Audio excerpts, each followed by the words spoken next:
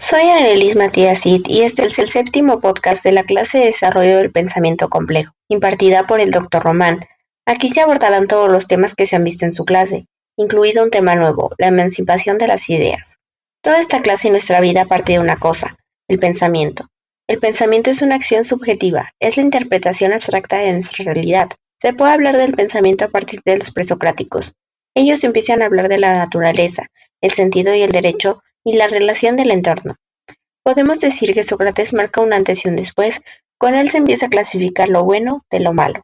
Al hablar del pensamiento englobamos a la lógica, la cual nos dice que A va en relación con el tiempo y B en relación al espacio. Cuando pensamos en A, surgen diferentes vertientes, como es alfa, beta y omega. Estas nos marcan lo correcto, lo incorrecto y lo neutro. Al tener esto, poco a poco podemos ir desarrollando el pensamiento complejo, el cual se da cuando nosotros podemos empezar a desglosar y separar dichas variables, con el fin de interpretar la realidad.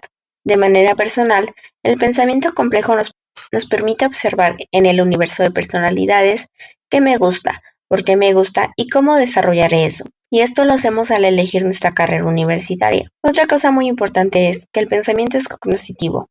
El mensaje del exterior se convierte en acciones, es decir, el pensamiento que entra a nosotros lo interpretamos, diseminamos y lo exteriorizamos. Esto contradice al inconsciente, el cual se desconecta de la conciencia con el fin de preservar la vida. Lo cognoscitivo va de la mano con la conciencia, a diferencia del inconsciente, y se habla de esta desde los presocráticos. Ellos hablaban del derecho del hombre, los cuales son reconocer como ser viviente al hombre, tener derecho a la vida, a ser feliz y a la reproducción. De hecho, el mero acto de ser feliz es el uso de la conciencia máxima, debido a que no podemos ser felices hasta que estemos plenamente conscientes, porque si no buscaremos la felicidad en la añoranza del pasado.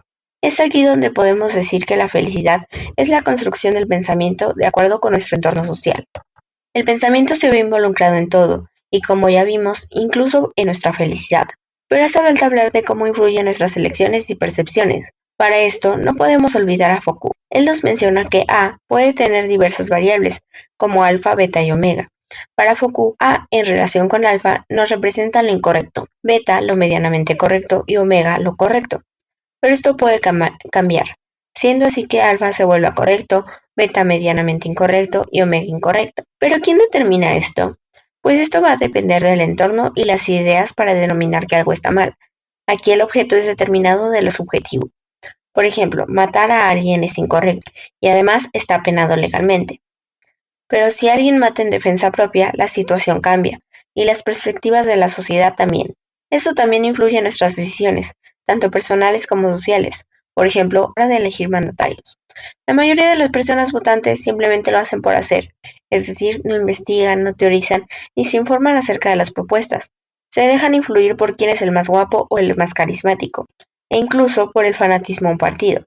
Aquí podemos ver que estas variables son alfa, en otras palabras, incorrectas, pero a la percepción social le parece que son lo mejor para México. El pensamiento nos sirve para llegar a tener pensamientos teóricos y científicos en los cuales vamos a usar el método científico. El método científico está conformado por la hipótesis, el cual es un planteamiento positivo o negativo que debe de ser comprobado, pero para que se dé un adecuado método científico es necesaria la observación. Esta nos va a ayudar a definir nuestros conceptos y a generar preguntas de investigación. En este proceso también podemos encontrar la dictaminación, que es dar una evaluación en base a los resultados.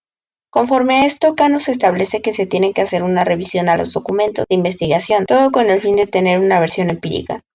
Aquí entra la duda. ¿Qué es el empirismo? Pues es la obtención de observaciones en base a la vida cotidiana, la cual solo pueden realizar los científicos.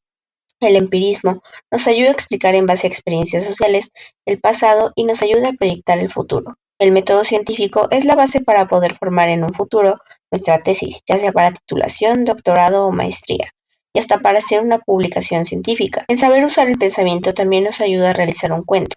Vladimir Prop menciona que en relación con el cuento hay una interjección de algoritmos, ya que posee premisas, acciones, sujetos, tiempo y espacio. Nos dice que se presenta un actor A, el cual tiene distintas posibilidades, y aquí viene algo muy interesante. Prop nos menciona que en estas posibilidades hay tres probables, que esté haciendo el bien, que esté haciendo el mal o que simplemente esté descansando. Esto llama mucho mi atención. Vivimos saturados de estrés, con mil cosas por hacer, todo bajo la falsa creencia que bajo estrés se trabaja mejor. Somos una sociedad estresada, tanto que hasta nuestras comidas las hacemos y comemos deprisa, todo para seguir siendo productivos y disminuir la carga laboral. Pero estas cosas no se ven en Europa, donde los trabajadores salen a las 2:30 de sus labores y se van a un restaurante o a su casa a comer mientras acompañan su comida de una buena cerveza, o como en las universidades que hasta les venden alcohol a los estudiantes. Pero esto no es con el fin de fomentar el alcoholismo, sino que está demostrado que el alcohol en cantidades adecuadas y limitadas ayuda a reducir el estrés. El primer pensamiento de todos sería que lo que el gobierno y las instituciones hacen es fomentar el alcoholismo en los jóvenes. Esto se da gracias al puritanismo que nos lleva al punto de llegar hasta ser conservadores. Nos hace agachar la cabeza ante las cosas indebidas en vez de reconocerlas y cambiarlas. Pero en parte también las creencias son culpables, las cuales usan el miedo del infierno para reprimir y hacer que el mundo ignore la realidad o se abstenga de formar su propio pensamiento. Diógenes, desde su base del cinismo, se establece como uno de los primeros padres de la emancipación de ideas y predecesor del anarquismo. Él mencionaba que los gobiernos corrompen a la sociedad y que sin ellos la sociedad sabría cómo regirse. El anarquista es aquel que hace lo que debe, sin que alguna ley o mandatario lo vigile. Hacia esto, Nietzsche menciona la frase Dios ha muerto. Lo que quiere decir con esta frase tan fuerte es que los mayas, los egipcios, los griegos y demás culturas han tenido Dios y que cada uno de ellos ha cumplido su ciclo, y es tiempo que nosotros sepultemos este Dios, debido a que no representa la evolución del hombre. Nos hemos refugiado en lo divino, por debajo de la vida. Es decir, parece que forzosamente necesitamos una creencia y que ésta nos regule el del miedo o las falsas promesas para que así nosotros podamos determinar lo bueno y lo malo. Olvidamos por completo el pensamiento y la emancipación de ideas, la cual genera cambio y restablece ideas que ayudan a volver a una estructura social. Si formamos nuestro pensamiento en base a creencias que no se discuten, esto genera autocensura. Como investigadores, podemos romper postulados y paradigmas, siendo disciplinados y estableciendo hipótesis, tesis y antitesis. Pero también me es importante agregar un pensamiento propio.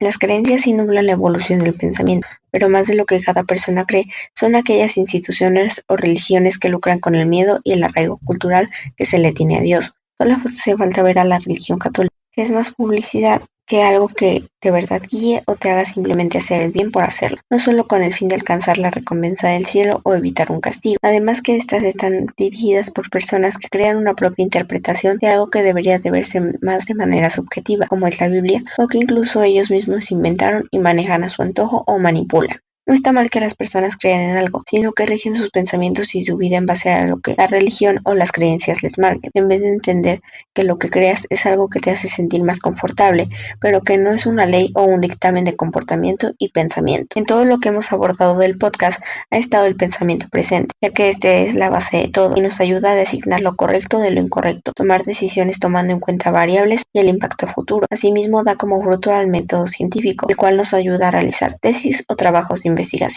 El pensamiento nos ayuda a fijar por nosotros mismos el rumbo de nuestra vida, sin necesidad de que algún ser divino o autoridad nos vigile, y nos hace capaces de autorregularnos y no ocultar la cabeza ante la realidad de nuestro entorno. Esta clase es muy importante y a mi parecer se está impartiendo de una manera adecuada, debido a que no nos llena de teoría que satura, sino que es como el doctor Román lo narra, que al poner ejemplos o situaciones hace que el pensamiento llegue a nosotros. Muchas gracias por escuchar. Hasta la próxima.